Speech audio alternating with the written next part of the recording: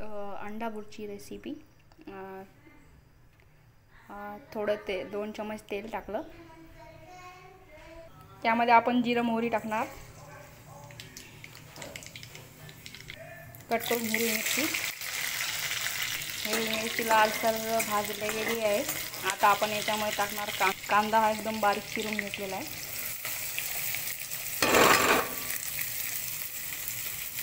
कांदा आपल्याला लालसर भाजून घ्यायचा आहे. गॅस जास्त फुल नाही ठेवायचा, कमी गॅसवर हा कांदा भाजून परतून घ्यायचा आपल्याला.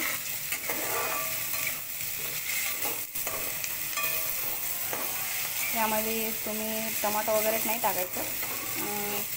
मिरची आणि कांदा चांगला लालसर भाजायचा. आता याला कांद्याला चांगलं लालसर भाजल्यानंतर कांदा जास्त जळू द्यायचा नाही, नाहीतर मग बुर्जीची टेस्ट चांगली येणार नाही. त्यासाठी कांद्याला सतत परतवायचं, नाहीतर आपला कांदा जळून जाईल. कांदा एकदम लालसर भाजायचा. कांदा आता अर्धा कच्चा बाकी आहे. आता कांदा अर्धा कच्चा भाजत आला आहे. आपण याच्यामध्ये चवीपुरतं मीठ आणि हळद टाकणार आहे. हळद ही कमी प्रमाणात टाकायची, नाहीतर मग अंड्याची चव कडसर लागते. आपण याच्यामध्ये चवीपुरतं मीठ टाकणार आहे.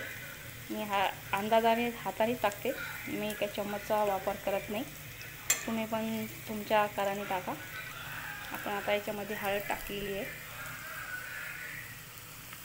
बघू शकता तुम्ही, कांदा एकदम एकजीव झालेला आहे. कांदा पूर्ण एकजीव होत आहे. कांदा एकदम चांगला एकजीव भाजल्यानंतरच आपल्याला याच्यामध्ये अंडे सोडायचे आहेत.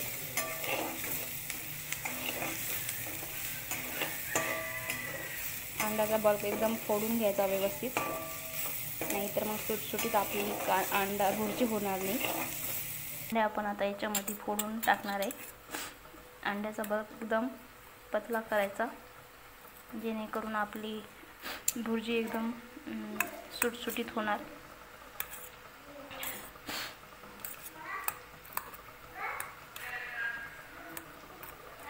कांदा बघा किती छान भाजला गेलेला आहे. कांदा आणि मिरची चांगला एकजीव झालेला आहे. बघा, कांदा एकदम कच्चा नाही राहिला पाहिजे, नाहीतर मग कांद्याचा वास येतो खाता वेळेस. कांदा एकदम भाजून घ्यायचा व्यवस्थित.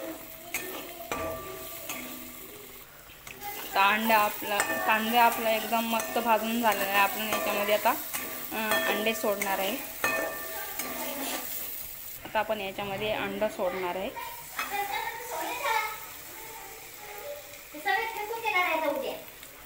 अंड्याला सतत हलवत राहायचं, नाहीतर खाली असं डागू द्यायचं नाही.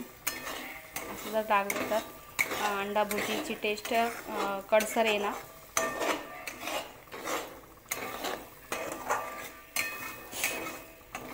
बघा, अशी व्यवस्थित परतून घ्यायची.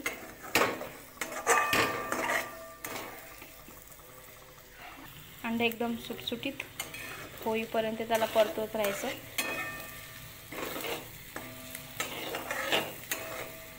आता याला कमी गॅसवरती हे परतवत राहायचं, नाहीतर आपलं भुर्जी खाली लागू शकते. बघा किती सुटसुटीत दिसत आहे. अजून बाकी आहे. आता आपण यामध्ये कोथिंबीर टाकणार. कट करून कोथिंबीर टाकत आहे. त्यामुळे अजूनच टेस्ट चांगली येणार भुर्जीची आणि दिसायला पण छान दिसणार.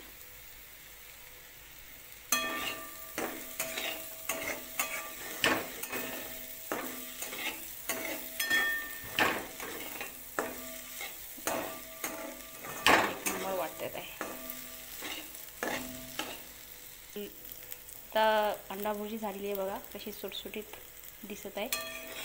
आता सर्व करणार. आता तुम्ही याच्यासोबत पोळी किंवा भाकरी खाऊ शकता. भाकर असेल तर एक नंबर भारी लागते. बघा आता सर्व केली. हे बघा किती छान वाटते पोळीसोबत, विथ पोळी. तुम्हाला माझी रेसिपी आवडल्यास लाईक शेअर करा. थँक्यू.